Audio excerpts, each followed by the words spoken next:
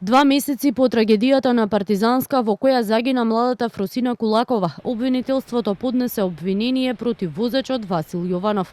Тој се товари за тешки дела против безбедноста на луѓето и имотот во сообраќајот од член 300 став 2 во врска со член 297 став 1 од Кривичниот законник, дело за кое е предвидена максимална затворска казна до 20 години.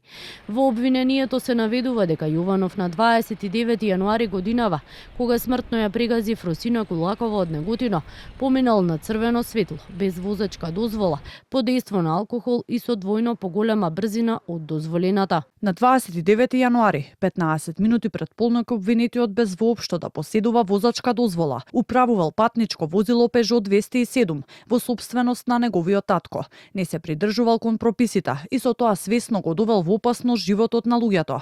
Автомобилот го управувал под дејство на алкохол, односно со 0,80 промили алкохол во крвта, но и со брзина на движење од 91 км на час, што е речиси двојно поголема од дозволената. Од силината на ударот, како што посочуваат од обвинителството, младата девојка била исфрлена во воздух и удрила во семафор.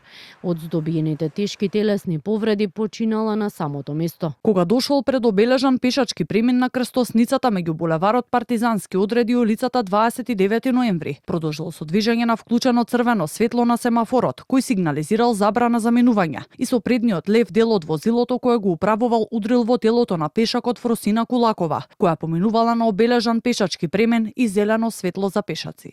Од обвинителството велат поради сериозноста и тежината на кривичното дело, возраста на обвинетиот, објектот на заштита, било побарано од судот мерката притвор да биде продолжена.